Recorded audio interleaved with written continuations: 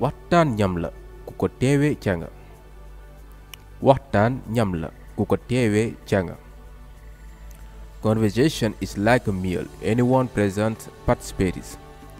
La conversation est comme un repas. Toute personne présente participe. Toute personne présente lors d'une conversation a le droit de participer à cette conversation. Omar rend visite à son ami Sahir. La famille de Sahir discute d'une question concernant quelqu'un.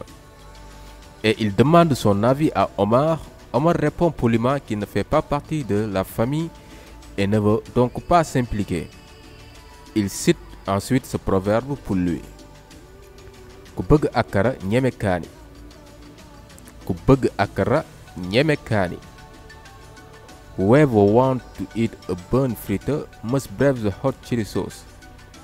Celui qui veut manger un beignet de haricots doit braver la sauce piquante.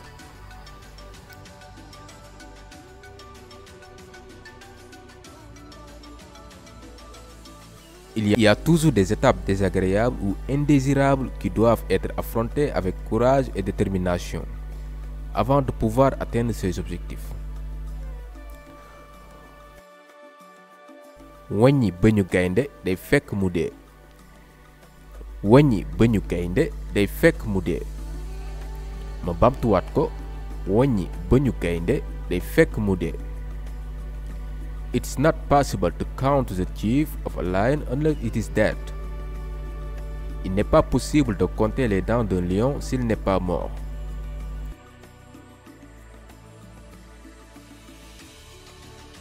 Il y a certaines personnes que d'autres ne risquent d'attaquer que dans leur dos, où ils sont entrés dans une position très faible.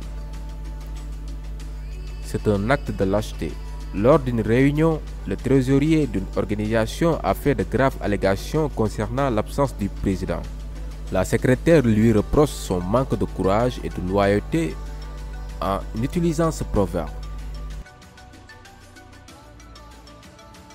Ñàng mu ne am na àllarba.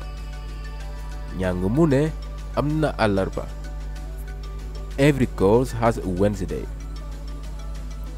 Chaque cours a un mercredi. Chaque semaine a un jour de repos, quel que soit son travail.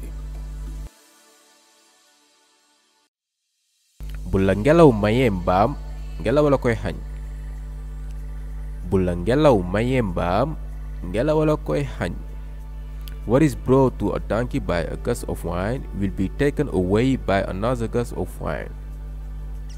Ce qui est apporté à un âne par une rafale de vent sera emporté par une autre rafale de vent.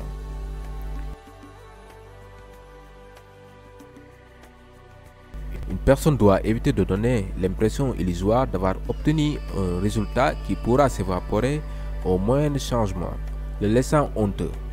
Il vaut mieux être heureux avec ce que l'on a réalisé par ses propres efforts en attendant mieux.